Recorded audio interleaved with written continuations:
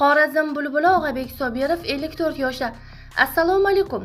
Tezkor hamda muhim yangiliklarni o'tkazib yubormaslik uchun like hamda podpisatsiya tugmachalarini bosib qoldirishni unutmang. O'zbekiston xalq artisti Og'abek Sobirov nafaqat O'zbekistonda, balki qardosh millat vakillari orasida ham o'z o'rniga ega san'atkor.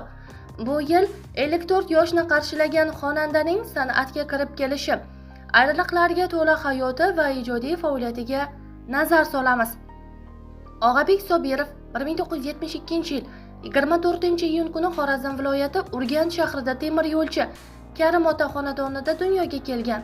Ilk musiqiy saboqlarni akasi Maqsud Sobirovdan olgan. 1978-yil 9-o'rta maktabga, 1983-yilda 3-musiqa maktabiga o'qishga kiradi. Musiqa maktabidan so'ng Urganch shahrida joylashgan san'at kollejida tahsil olgan. Og'abek Sobirov ko'plab musiqiy tanlovlarda muvaffaqiyatli ishtirok etgan. Ilk yakkaxon konsertini 21 yoshida Filarmoniya binosida taqdim qilgan. Xonandaning bu boradagi natijalari havas qilgulik. Og'abek Sobirov poytaxtda 30 ga yaqin viloyat va tumanlarda 200 dan ortiq yakkaxon konsertlar muallifi bo'lgan.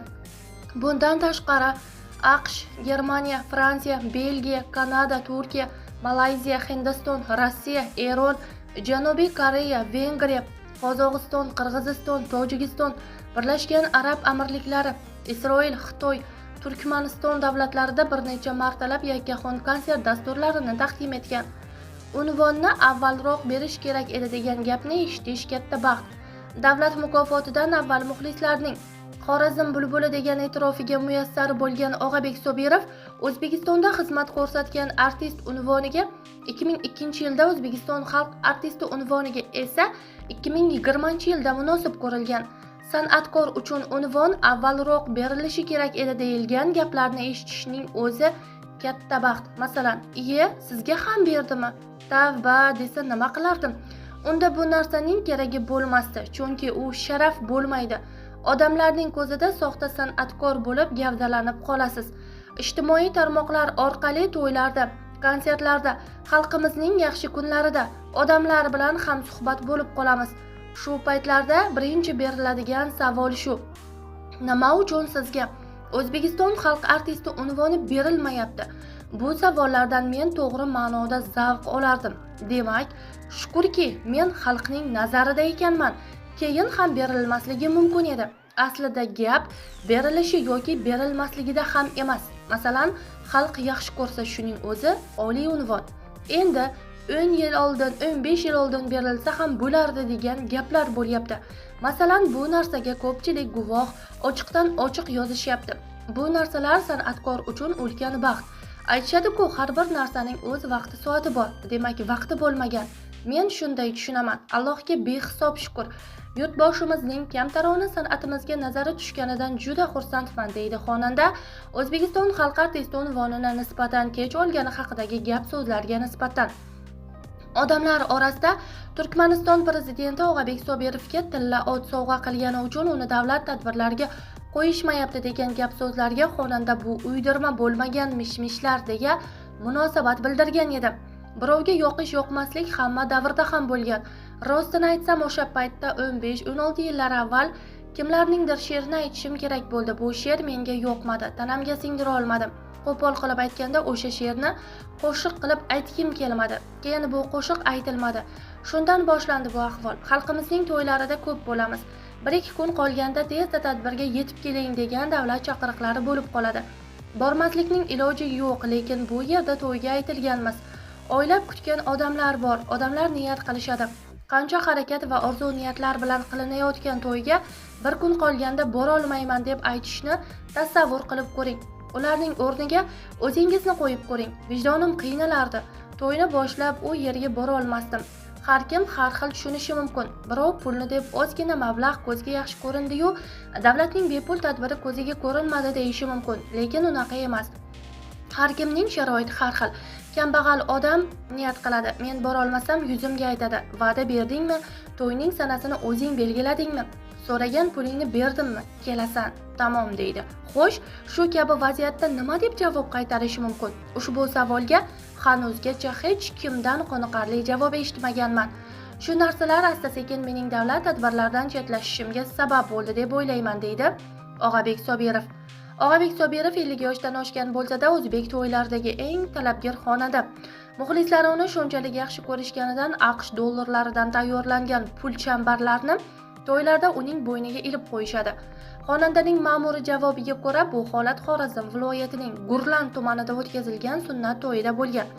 Og'abek Sobirovning ashaddiy muxlisi bo'lgan to'y egasi xonandaning bo'yniga 20 ta $1 kupyuradan iborat pul chambar taqib qo'ygan. 2025-yilgi ma'lumotlarga ko'ra, Xorazm bulbuli Og'abek Sobirov Xorazm to'ylarida xizmat qilish narxi $3000 etib belgilangan.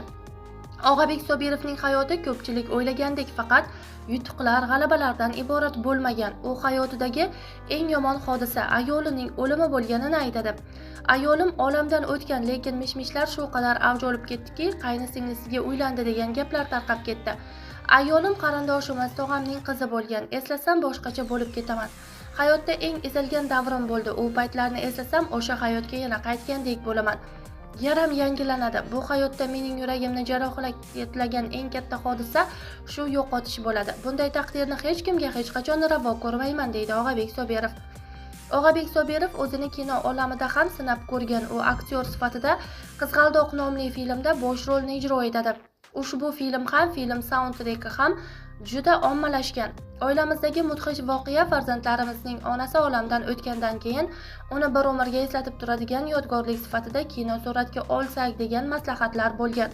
Bu taklifni kutmagan edim. O'ylab qarasam, bu ham savob, ibrat bo'ladi. Mikoil Sulaymonov film ssenariysini yozgan. Ibrohim Rasulov filmni suratga olgan. Bu film real voqealarga asoslangan, deydi Og'abek Sobirov. Og'abek Sobirov dadasi o'chalingan dardni Xudodan so'rab o'ziga olganini xotirlaydi. San'atga endi kirib kelayotgan paytlarim 1991-1992 yillar edi. Yotib qoldim. Juda ham yomon paytlarni boshimdan o'tkazdim. Balki menga ko'z tegdimi degan fikr ham yo'q emasdi. Hozir ota bo'lib o'sha vaziyatimda ota-onamga qanchalar qiyin bo'lganini bilyapman. Dunyoda hech bir ota-ona farzandining yomon holatini ko'rmasin. Dadam bizni shu darajada yaxshi ko'rardilarki, bizni dunyoga ishonmas edi. 3-4 oy yotib qolganimdan so'ng miyamda shamollash bo'lib, meningit bo'lib qoldim. Keyin yana 4 oy bu kasal bilan kurashdim. Juda xavfli bo'ldi. Deyarli 1 yilga yaqin to'shakda yotdim. Tashqariga chiqib biror joyga bora olmasdim. Ozib, o'zimni taniy olmaydigan darajaga kelib qoldim. Oynaga qaraganimda qo'rqib ketardim. Baribir ota ekanda.